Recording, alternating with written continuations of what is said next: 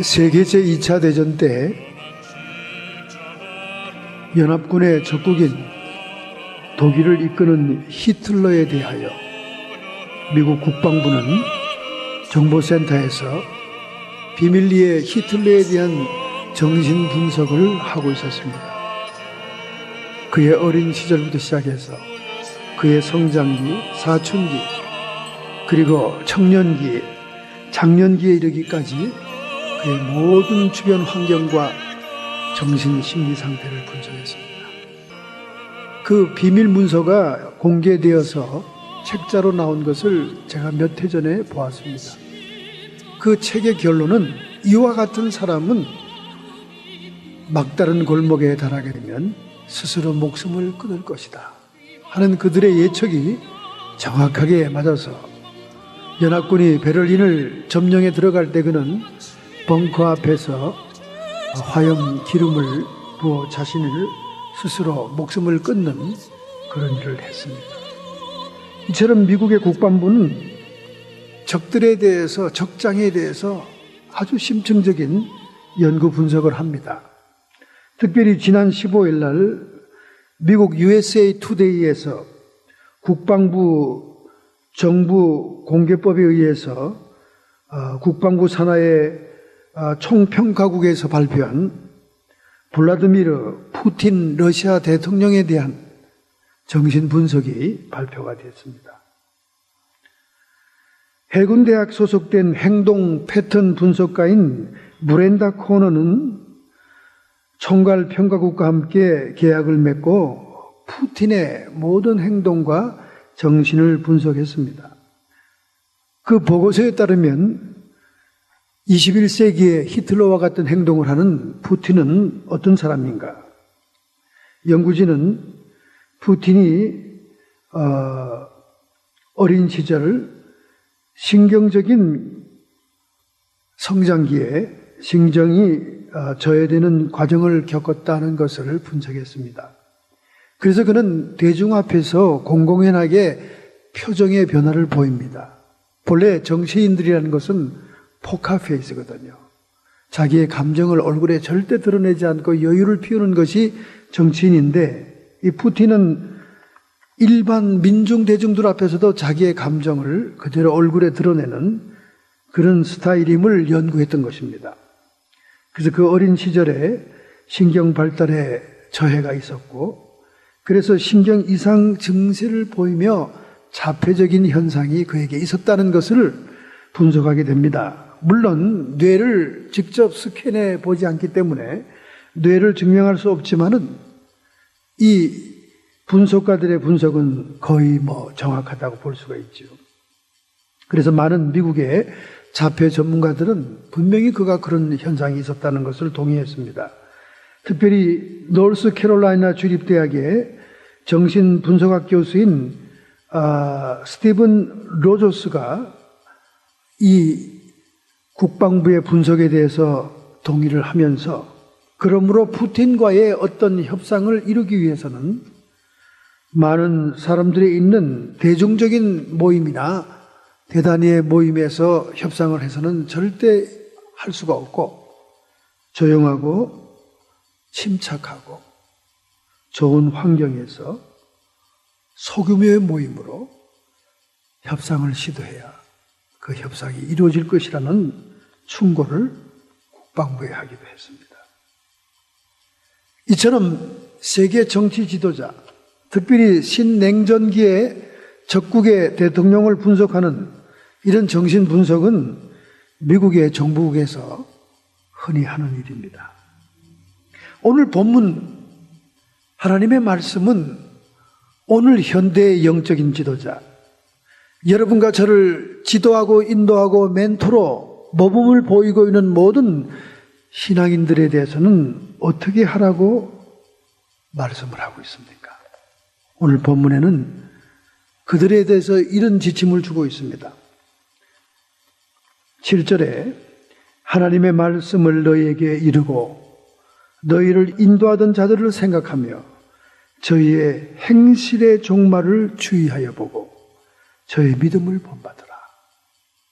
성경이 말하는 즉 하나님의 관점에서 말하는 영적인 지도자들에 대한 평가, 그들의 분석은 행실의 종말을 보라는 거예요. 행실의 종말. 결과물을 보라 그 말입니다. 열매를 보라는 거죠.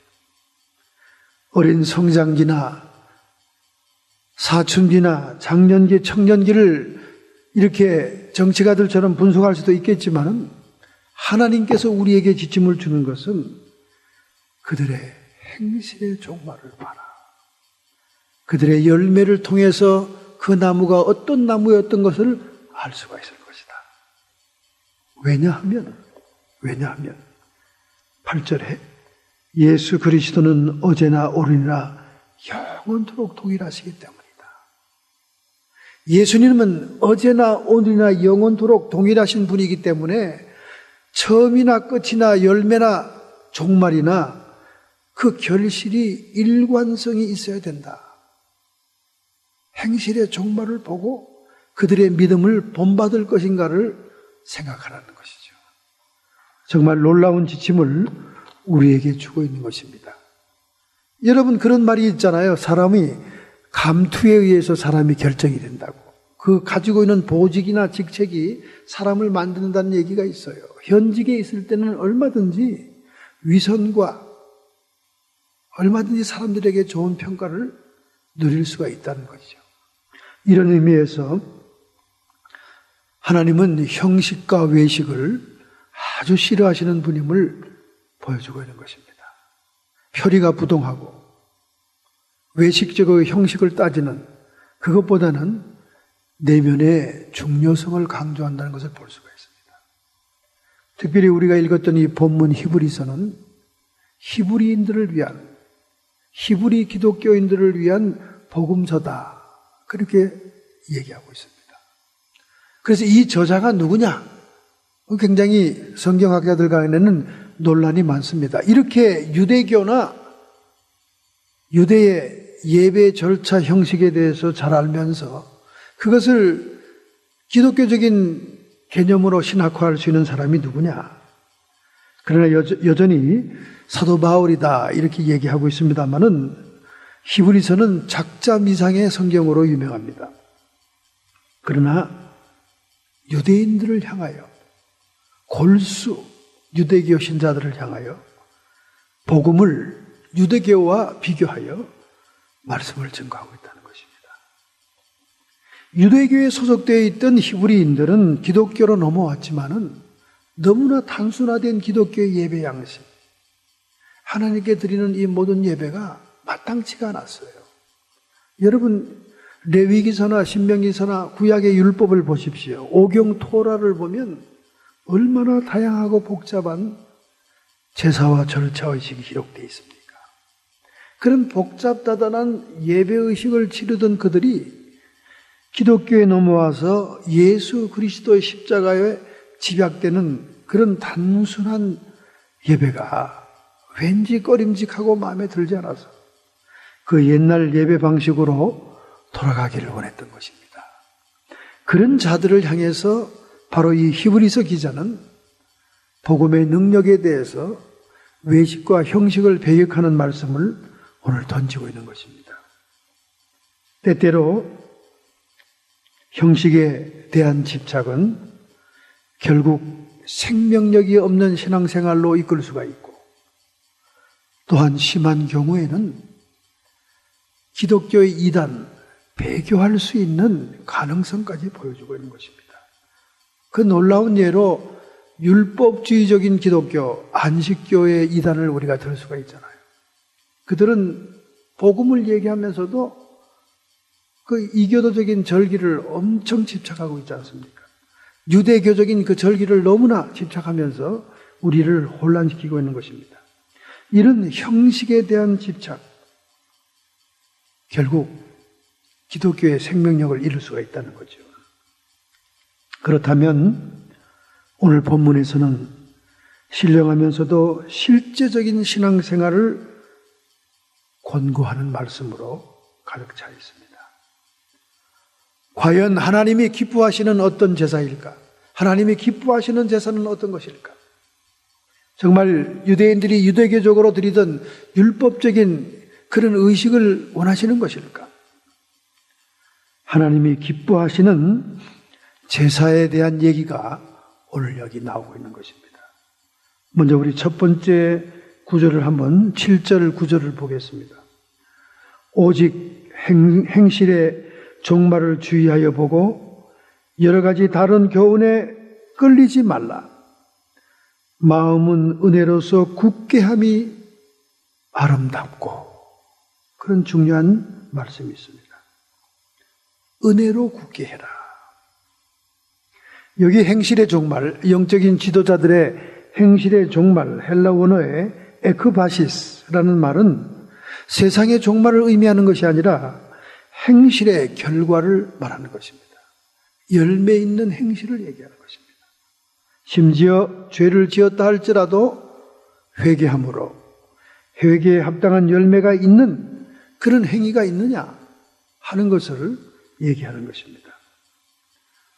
사람들 앞에서, 대중들 앞에서 보이는 데서는 거룩한 채, 경건한 채 하면서 자기 혼자 있거나 다른 데 있을 때는 위선을 행하는 그런 사람인가를 잘 봐야 된다는 것입니다.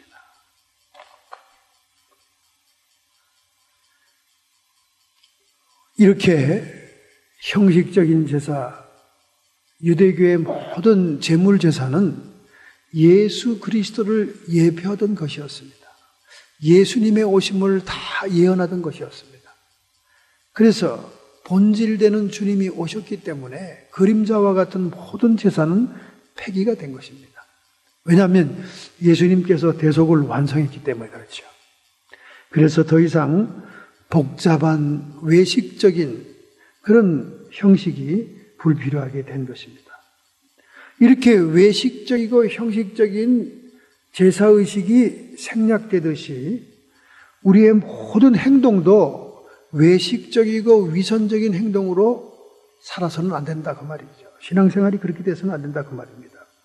그래서 끝까지 너희들을 지도하던 자들의 행실의 종말이 어떠한가를 지켜봐라.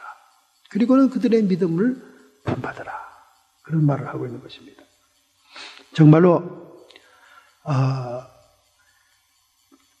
임직에 있을 때는 잘 나가던 분들이 은퇴하거나 또는 임직을 떠난 다음에는 엄청난 비리를 정하기도 하고 또 노년이 되어서 은퇴할 때 많은 무리를 일으키는 일들이 얼마나 우리 한국에도 많은지 모릅니다. 세계 교회가 지켜보는데 그런 사건들이 터져남으로 인해서 우리 한국 교회가 참으로 피곤하고 참으로 교회 부흥에 지장이 있는 것입니다. 여러 가지 다른 교훈에 끌리지 말라.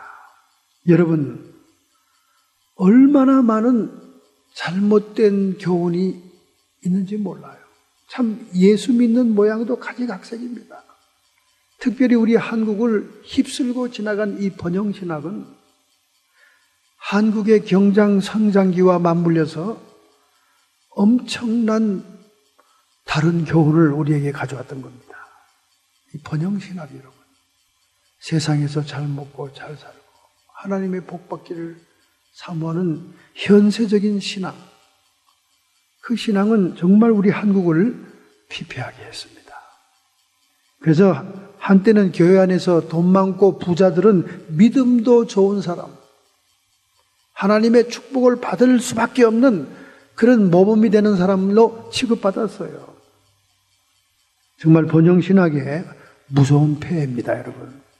그렇다면 그런 기준과 그런 입장에서 본다면 사도들이나 제자들, 전대를 갖지 않고 투보롯을 갖지 않고 복음 전도를 떠났던 그들은 무엇입니까 도대체?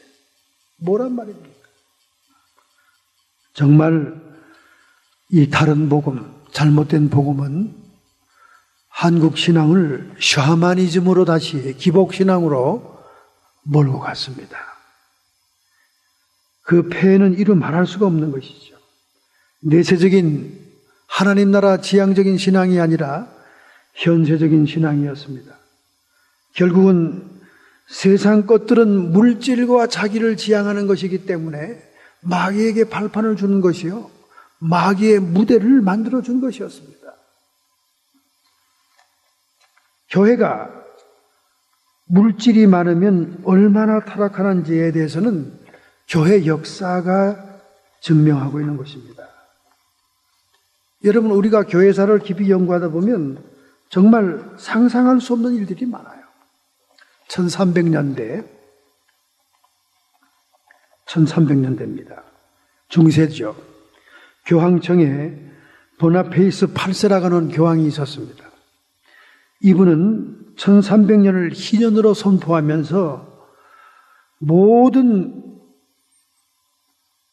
천주교인들에게 영원한 도시인 로마를 방문하라, 그렇게 선전합니다. 성 베드로 성당과 성 바오로 성당에서 예배를 드리는 자들은, 특별히 1년 안에 이 희년을 선포한 이 해에 드리는 자들에게는 모든 죄를 용서한다, 그렇게 선포를 내립니다. 그러니까 수많은 순례자들이 로마를 들어오게 됩니다.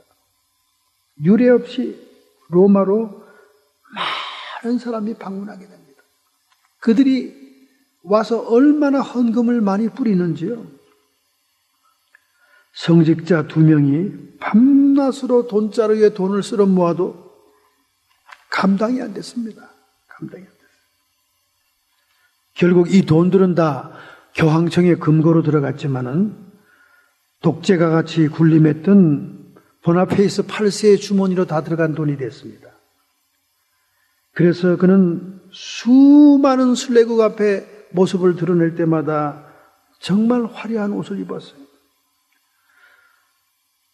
48개의 루비, 72개의 사파이아, 45개의 에메랄드, 66개의 진주가 박힌 관을 머리에 쓰고 나는 군주다, 나는 황제다, 나를 건들 자가 없다, 이런 연설을 하면서 수많은 순례국 앞에 자기의 사치와 그 횡포를 보였습니다. 그러던 그가 3년도 채 못 돼서 그는 죽습니다. 왜 그렇게 되느냐? 이 보나페이스 8세가 여름 별장이 아나근이라고 하는 자기 고향이 있었습니다. 아나근이라는 자기 고향 여름 별장에 가서 피서를 하고 있었는데 갑자기 교황의 횡포를 보다 못한 프랑스의 군대가 쳐들어옵니다. 그래서 그 교황을 체포해요. 그리고는 감옥 같은 방에다 감금을 시켜놓습니다. 물론 그 후에 다른 나라 군대가 와서 교황을 풀어줍니다. 그러나 그는 그 치욕과 모욕을 잊을 수가 없어가지고 치를 떨고 마음의 병을 얻어가지고 3년 안에 죽게 된다는 것입니다. 이것은 한 교황의 한 단면을 그냥 보여준 것뿐입니다. 이 종교가 물질과 잘못 만나서 한 사람이 타락하면 얼마나 부패하고 썩을 수 있는 것을 교회 역사에는 수없이 많이 나옵니다. 여러분에게 차마 소개드릴 수 없는 그런 일들이 많아요. 심지어 종교 집단, 교회 집단도 이러할진데 우리의 개인은 어떠하겠습니까? 그래서 우리는 항상 잠언서 30장 8절에 나오는 그런 기도를 드려야 돼요. 주님, 저를 가난하게도 부유하게도 하지 마옵시고 오직 저에게 일용할 양식만 주옵소서. 이런 기도를 드려야 됩니다. 사실 아굴라의 기도처럼 지혜로운 기도를 드려야 돼요.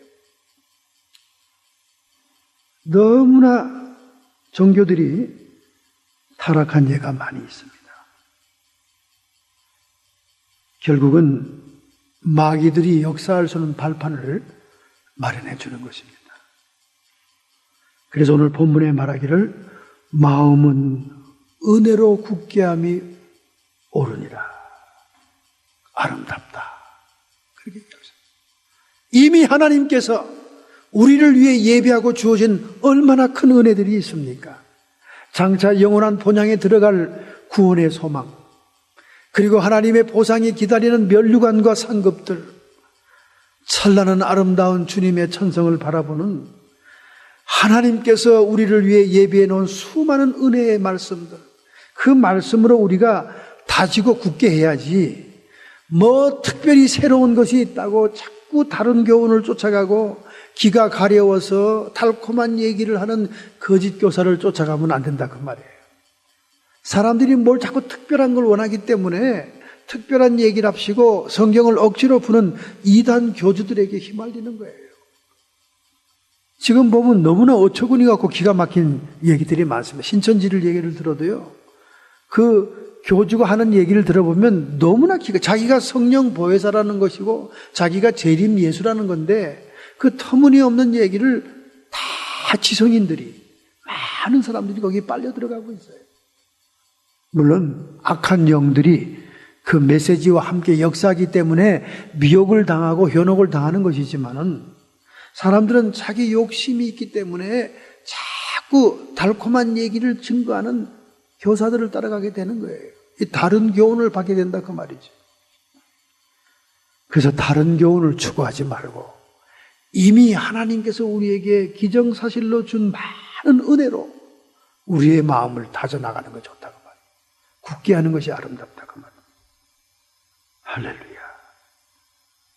그러므로 우리는 세상을 향하여 세상을 향하여 우리의 모든 정욕을 따라 행하는 것이 아니라 하나님을 향하여 움직여 나가는, 은혜로 우리의 마음을 다지는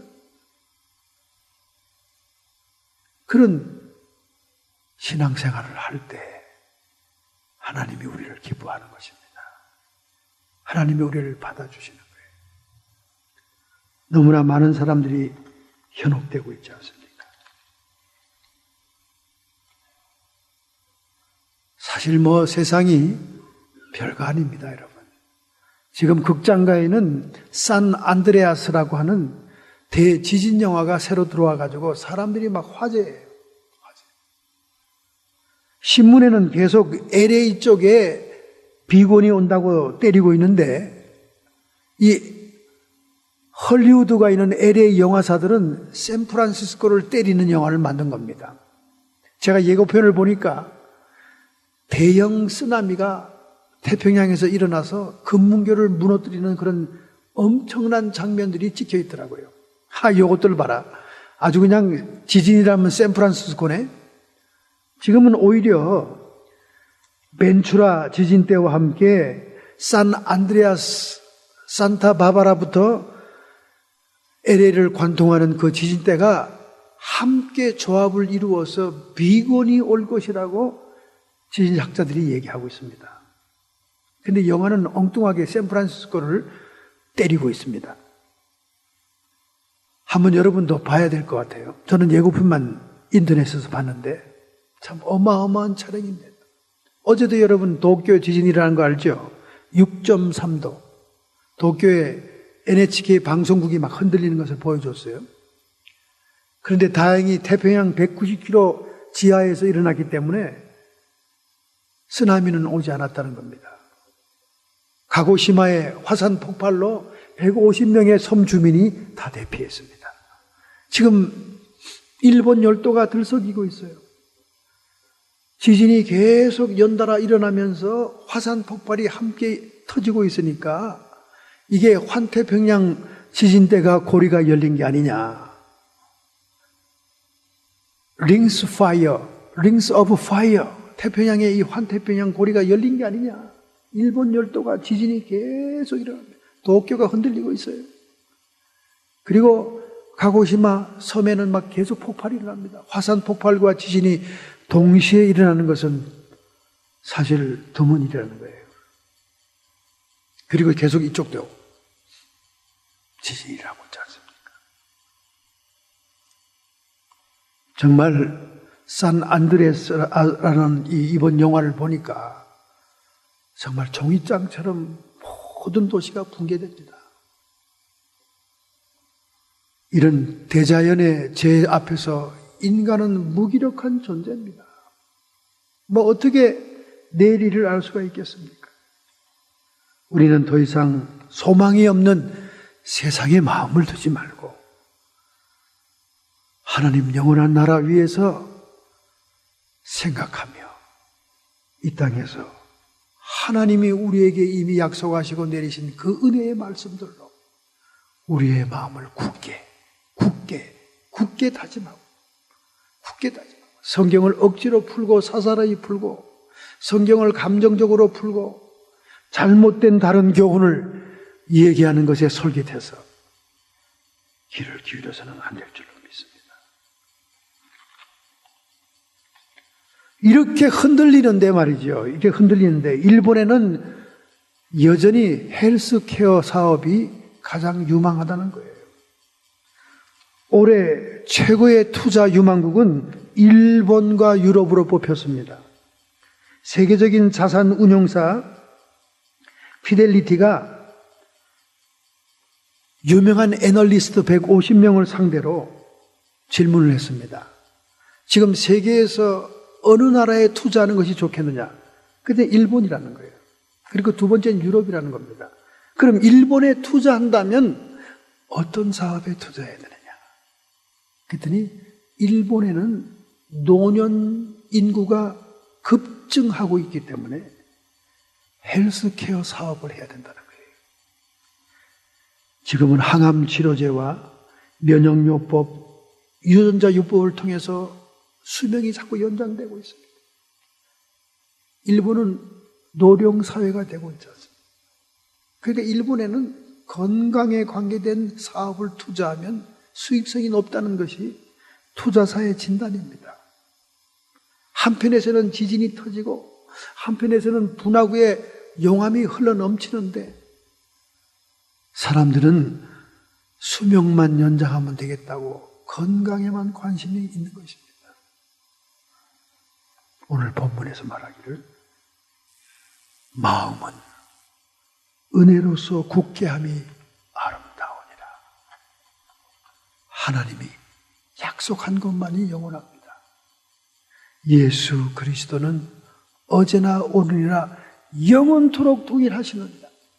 천지는 없어지겠으나 내 말은 1.1핵도 없어지지 아니하리라. 하나님의 약속의 은혜, 하나님이 우리를 위해 구원에 준비한 모든 은혜들, 그 은혜의 말씀으로 우리를 견고하고 굳게 세워야 됩니다. 할렐루야. 우리가 지금 믿고 예배하고 의지하는 이 신앙은 종교가 아니에요. 우리의 생과 사의 중요한 생명입니다. 생명입니다. 그런데 여러분 주일을 성수하지 않고, 그런데 여러분 예배를 소홀히 여기고, 세상 직장은 눈에 불을 켜고 가도 예배는 그저 무슨 이유와 변명거리만 있으면 빠지려고 하는 이런 태도는 여러분의 생명을 갉아먹는 거예요. 하나님이 예배한 그 은혜를 놓치는 겁니다. 우리의 신앙을 다잡아야 돼요. 자, 두 번째 보겠습니다, 여러분. 두 번째 15절, 16절, 17절. 이러므로 우리가 예수로 말미암아 항상 찬미의 제사를 하나님께 드리자. 이는 입술의 열매니라. 오직 선을 행함과 서로 나눠주기를 잊지 말라. 이 같은 제사를 하나님이 기뻐하시느니라. 외식적이고 형식적이며 짐승을 잡아드리는 제사를 하나님이 더 이상 원치 않는다면 그럼 하나님이 기뻐하는 제사는 뭐냐 그 말입니다. 그래서 오늘 본문 말씀에 얘기하고 있지 않습니까? 찬미의 제사를 드려라. 선행의 제사를 드려라. 순종의 제사를 드려라. 왜? 이미 구약의 율법의 예배와 형식과 제사의 절차로 보여주었던 짐승의 피를 잡고 예물을 드린 그 모든 것들은 예수 그리스도 메시아를 통하여 완성하고 값을 치루었기 때문에 이제는 그 주님을 찬양하면 되는 거예요. 그 주님을 예배하고 찬미하면 되는 겁니다. 그 주님이 기뻐하는 것은 우리의 감사의 마음을 모아드리는 찬미의 제사다 그 말이에요. 우리 입술의 열매로서 드리는 찬미의 제사, 찬양, 예배, 찬송. 저는 가끔 헬스클럽에서 미국 노인들이 노인들이 이렇게 노래를 부르는 걸 들어보면 참 듣기가 좋아요. 전부 다 얼굴을 찡그리고 문신을 한 젊은이들이 그냥 우락부락한 모습으로 왔다 갔다 하고 뭐가 불만인지 씩씩거리고 인상을 쓰고 다니는데 머리가 하얀 노인들이 옷을 갈아입고 옷을 벗으면서 막 이렇게 노래를 부릅니다. 옛날 팝송이죠. 들으면 참 그 노래가 구수하고 좋아요. 그 노래를 부를 수 있는 마음의 여유, 그 여유로운 안정감이 얼마나 보기 좋은지 모릅니다. 여러분, 노래라는 게 그게 아무 때나 나오는 게 아니잖아요. 그죠? 기분이 뭔가 좀 여유가 있어야 나오는 거죠. 미국 사람들이 유머가 있지 않습니까? 그 유머도 그냥 나오는 게 아니거든요. 마음의 여유가 있어 나와요. 항상 찌들리고 남들에게 학대받으며 시달리고 사는 사람들은 유머 잘못했다가는 뒤집어집니다. 온 분위기 상망해지죠. 저희 집안에도 가족 유머를 이해 못하는 분들이 종종 있어가지고 처음에는 가족이 굉장히 불편한 때가 많았어요. 왜냐하면 가족의 문화가 다르잖아요.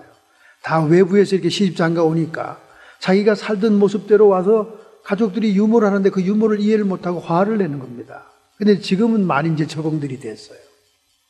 유머도 여유가 있어야 나오는 거예요.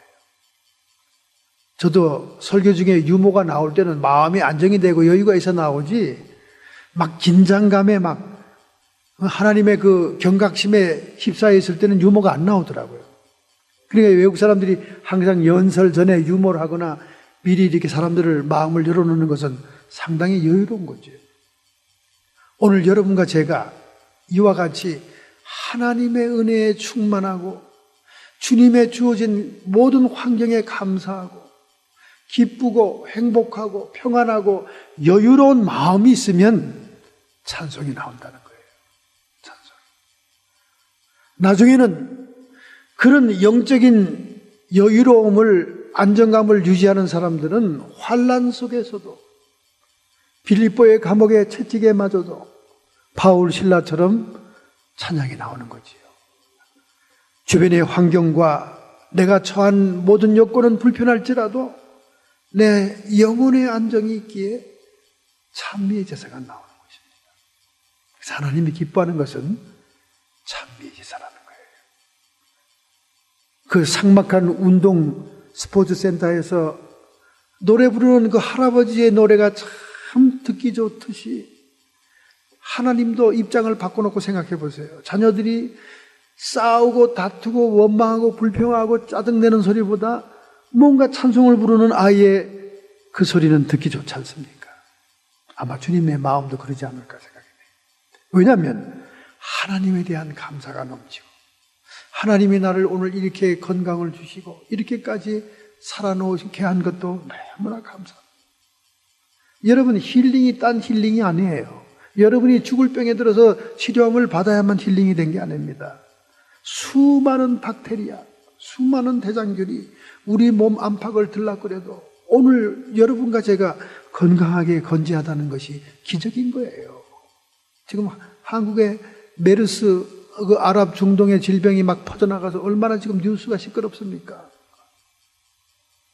그 수많은 세균들, 민물에 잘못 뛰어들면 뇌 파먹는 박테리아가 코로 들어가서 뇌를 파먹고 말이죠. 우리는 지금 무방비 상태에 살고 있는 거예요. 하루에도 몇 번씩 깜빡깜빡 놀랄 정도로 무섭게 차가 스치고 지나가잖아요. 어이구, 사고 날 뻔했네. 정말 위기에서 하나님이 우리를 지켜주시고 건져주시지 않으면 오늘 이렇게 건재할 수가 없는 거예요. 이게 기적인 겁니다, 여러분. 죽을 병에 걸렸다가 치료받아야 기적이 아니에요. 내가 지금 건강한 것이 기적인 겁니다. 얼마나 이 은혜와 이 감사가 우리에게 넘치게 될 때 찬미가 찬송이 절로 나오는 거죠. 바로 그런 입술의 열매 찬송을 하나님이 기뻐 받으신다는 거예요. 여러분, 찬미 제사를 우리 이제 주중에 집에서 드립시다. 찬송하고. 저희 부부는 어려운 일이 있을 때마다, 무슨 일이 있을 때마다, 변화가 있을 때마다 찬송을 부리며 예배를 드립니다. 그렇다고 해서 CCM, 크리스찬 컨템포러리 뮤직, 오늘날 조명을 때리고 드럼을 때리고 락뮤직처럼 머리를 돌리면서 부르는 찬송 분별 없이 우리가 받아들여서는 안 돼요. 여러분, CCM은 루시퍼의 음악이라는 그런 얘기가 많습니다. 헐리우드에 떠도는 망령이라고 하는 크로우리, 락스타들이 우상으로 섬기고 있는 헐리우드의 망령 크로울리라는 사람이 자신은 막이다, 자신은 짐승이다 한 이 사람들에게 전수받은 락그룹, 락뮤직이 오늘날 얼마나 젊은이들을 현혹시키는지 몰라요. 거기서 빠져나온 CCM, 크리스천 컨템포러리 뮤직 가운데 락의 찬성이 얼마나 많은지 몰라요. 특별히 힐송교회 같이 완전히 락 콘서트처럼 불빛 아래서 흔들면서 락을 때리고, 이것이 21세기의 사조를 따른다고 생각하면 안 돼요, 여러분. 그들의 열매를 봐야 됩니다. 그들은 문신과 음란과 동성애와 마약 절대 끊지 않습니다. 절대 끊지 않아요. 한때 갈보리 척스미스 목사교회에 지저스 피플 히피 운동의 리더였던 사람도 동성애 하다가 에이즈로 죽었어요. 그 사람이 마라나타 컨템포러리 뮤직을 작곡한 사람입니다. 여러분, 변화 없이 자기의 삶에 헌신 없이 어떻게 순수한 신앙의 찬송이라고 부를 수 있겠습니까? 예수 그리스도의 영 홀리 스피릿, 성령이 들어오신다면 거룩한 음악이 나와야 되는 거예요. 거룩한 영향력이 펼쳐져야 되는 겁니다. 그런 락뮤직, 락 콘서트 같은 그런 예배를 통해 수없는 젊은이들이 환호하고 난리를 치고 헐리우드 배우들이 참석하고 하지만 그들의 라이프 스타일이 변하지 않아요. 그건 예수의 영이 아닙니다. 루시퍼, 사탄의 영이지요. 이런 찬미의 제사는 하나님이 기뻐하지 않아요. 우리는 예배 찬송이라고 함부로 비판 없이 받아들여서는 안 됩니다. 하나님이 정말로 성령과 함께 드려지는 입술의 열매 찬미의 제사를 기뻐합니다. 두 번째는 선행의 제사. 너희들이 나누어주기를 기뻐하라. 나누어주기를 잊지 말아라. 선행의 제사를 얘기하고 있습니다. 여러분, 선행의 제사는 제가 많이 강조했습니다. 마태복음 25장 31절부터 48절 그리스도의 심판대에서 천국 백성과 지옥 백성, 양과 염소를 가르는 판단 그 기준이 병들고 헐벗으며 옥에 갇히고 굶주린 자들에 대한 선행을 베푼 것에 판단 기준이 있었다는 것을 몇 번 여러분에게 상기시켰습니다. 어린 소자의, 나보다 못한 약한 소자에게 대속의 마음으로, 대속의 사랑으로, 대속의 영으로 선행을 베푼 그것이 하나님이 기뻐하는 선행의 제사다. 이것을 잊지 말아라. 아무리 입으로 좋은 교리를 얘기하고 닥터린을 얘기하고 좋은 말을 골라서 쓴다 할지라도 소용이 없다는 거예요. 행위가 따라주지 않으면 소용이 없다는 거예요. 나더러 주여 주여 하는 자마다 다 천국에 들어갈 것이 아니요 오직 내 아버지의 뜻대로 행한 자라야 들어가리라. 행위가 있어야 된다. 말로 다, 말로. 우리 기독교인들이 이 말로만 많이 하는 사람들이 많아요. 소용없다는 거예요. 냉수 한 그릇이라도 행위로서 선행의 제사를 드리는 것을 하나님이 기뻐합니다. 마지막 하나님이 기뻐하는 제사는 뭡니까? 순종의 제사라는 거예요. 순종의 제사. 순종의 제사, 오늘 우리 본문의 마지막 절이죠. 17절, 너희를 인도하는 자들에게 순종하고 복종하라. 영적인 지도자들에게 순종하고 복종하라는 거죠. 왜냐하면 하나님께서 영적인 지도자에게 영적인 권위를 위임했습니다. 저희는 너희 영혼을 위하여 경성하기를 자기가 회개할 자인 것 같이 하느니라. 한 영혼 한 영혼을 위해 깨어 기도한다는 거예요. 저도 마찬가지입니다. 여러분의 영혼들을 놓고 이름을 부르며 깨어 기도하고 있습니다. 회개할 것 같이 카운트, 인생을 계산하는 것처럼, 카운트하는 것처럼 회개할 자 같이 하느니라. 매번 기도할 때마다 여러분 개인의 이름을 부르며 기도하고 있습니다. 저희로 하여금 즐거움으로 이것을 하게 하고 목양과 목회를 즐거움으로 하도록 하게 해라 그 말이죠. 근심으로 하게 하지 말아라. 근심을 끼치지 말라 그 말이죠. 그렇지 않으면 너희에게 유익이 없느니라. 하나님이 세우신 영적인 지도자, 영적인 위임자들을 해하거나 근심하게 하면 성도들에게 유익이 없다는 거예요. 이것이 순종의 제사입니다. 왜냐하면 하나님의 권위가 위임된 자들을 거역하고 폐역하고 불순종하는 것은 결국은 거슬러 올라가 하나님을 대적하는 거기 때문에 그렇습니다. 그래서 순종의 제사, 하나님이 기뻐한다는 거예요. 하나님의 말씀을 대언하고 하나님의 말씀을 증거할 때 그것을 순전한 마음으로 받아들이는 순종의 제사를 기뻐한다는 거예요. 순종의 제사. 그 말씀이 구약성경 사무엘상 15장 22절에 나오죠. 순종이 제사보다 낫고 듣는 것이 수양의 기름보다 나으니 이는 거역하는 것은 사슬의 죄와 같고 완고한 것은 사신의 우상에게 절하는 것과 같으니라. 불순종하고 고집을 피우는 것은 우상숭배와 같다는 거예요. 맞습니다. 왜 우상숭배입니까? 위임 권위를 받은 영적인 지도자를 순종하지 않은 것은 곧 자기에게 순종하는 것이거든요. 자기를 고집하고 자기의 뜻을 세우는 거거든요. 자기 우상숭배자다 그 말이에요. 자기 우상숭배자. 우상숭배, 하나님이 굉장히 진노하고 싫어하는 것입니다. 그러므로 하나님이 즐겨하는 세 번째 제사는 순종의 제사다. 우리가 이 땅에서 신앙생활 하는 동안 하나님이 기뻐하는 제사 세 가지는 반드시 기억해야 됩니다. 찬미의 제사, 선행의 제사, 순종의 제사가 있는 것입니다. 한 번은 1977년도에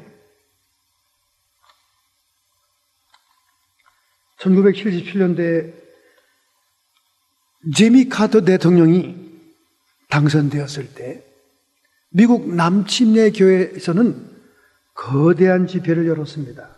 수만 명이 모이는 집회를 그들이 열었습니다.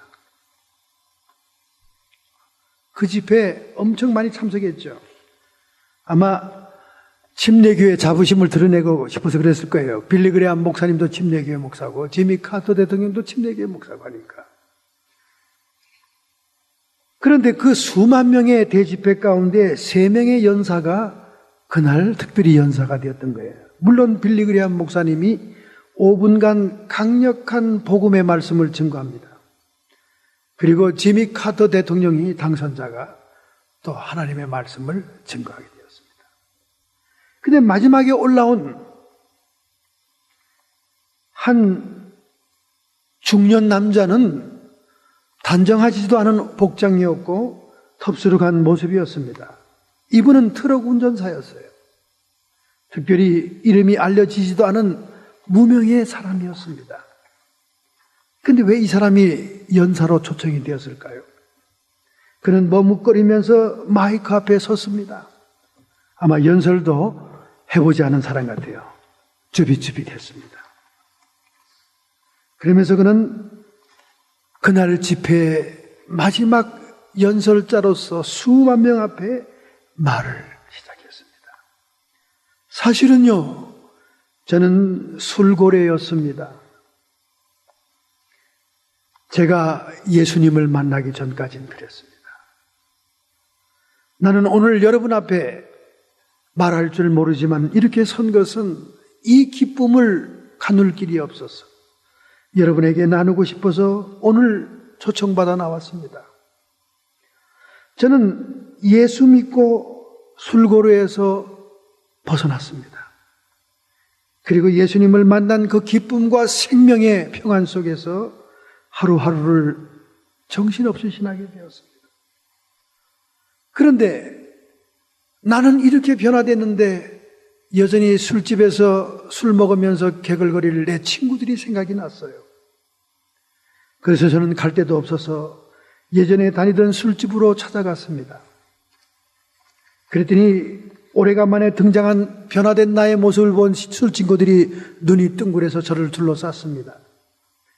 그래서 저는 단순하고 간단한 말로 내가 예수 그리스도를 만난 다음 술을 끊어도 되었고, 그리고 나는 술 먹을 때보다 더 평안하고 기쁜 삶을 살고 있다고 강력하게 증거했습니다. 그럴 때 처음에 그들이 나를 만났을 때는 내가 장난치고 농담하는 줄 알고 깔깔대고 예수 지저스 하면서 합창을 하면서 나를 약올렸습니다. 그런데 점차 제가 심각한 모습으로 여러분 그 술집을 방문하게 되자 내 친구들은 이게 굉장히 심각한 사건이라는 걸 알고는 한두 명씩 나에게 질문을 하기 시작했습니다. 그때 내가 대답할 수 없는 말들은 곧바로 교회로 뛰어가서 목사님에게 질문을 하고, 목사님이 그 답을 주면 가지고 와서 친구들에게 답변을 해주기 시작했습니다. 그러자 나의 가까운 친구부터 점점 변화되기 시작했습니다. 그 후에 나와 술친구로 평생을 지난 14명의 사람이 나와 똑같이 술고루에서 벗어나게 되었습니다. 저는 그들과 지금 함께 가정에서 예배도 드리고 성경 공부도 하고, 우리를 이 술의 구렁텅이에서 구해준 예수님을 찬양하느라고 1시간, 2시간 시간 가는 줄 모르고 있습니다. 그러니까 막 수만 명의 사람들이 박수를 치는 겁니다. 저는 이 말을 여러분에게 증거하지 않으면 가슴이 터질 것 같아서 오늘 나왔습니다. 사람들이 막 웅성거리고, 그 후에 나와 빌리그리암 목사님이 결단의 시간을 가질 때 많은 사람이 예수를 믿겠다고 영접했습니다. 마지막 인사하러 나온 지미 가터 대통령은 말하기를, 여러분, 오늘 빌리그리암 목사님의 설교도 저의 간증도 여러분이 있겠지만은 마지막에 이 트럭 운전사가 한 말은 평생 잊지 못할 것입니다. 그랬더니 막 사람들이 박수를 치는 거예요. 여러분, 그렇습니다. 우리가 모시고 있는 이 예수님은 영원한 우리의 구세주요, 우리의 생명입니다. 그리고 이 땅에는 영원한 도성이 없지만 영원한 도성에까지 함께 사실 사랑의 주님, 그 주님이 우리 안에서 생명으로 약동하고 우리와 함께 거하신다면 우리는 어찌 찬미의 제사가 안 나올 수가 있겠습니까? 우리는 어찌 선행을 안 베풀 수 있겠어요? 내 마음에서 요동을 치고 있는데 우리가 어찌 주의 복음의 말씀을 들고 증거하는 주의 종들에게 순종이 안 되겠습니까? 하나님이 기뻐하시는 이 새 제사는 오늘 여러분 안에 있는 생명의 증거가 될 줄로 믿습니다. 할렐루야! 이러한 생명으로, 이러한 은혜로 우리의 마음을 굳게 잡기로 결단한다. 오늘 여러분의 가슴에 손을 얹으시고 결단하고 결심하겠습니다. 누가 강요하지 않아도, 누가 강제하지 않아도 우리의 입술은 찬미의 입술의 열매를 맺을 것입니다. 예수님의 생명이 우리 안에 약동함으로 누가 우리에게 독려하지 않아도 우리는 약한 소자들에게 선행을 할 수밖에 없고 손을 내밀 수밖에 없습니다.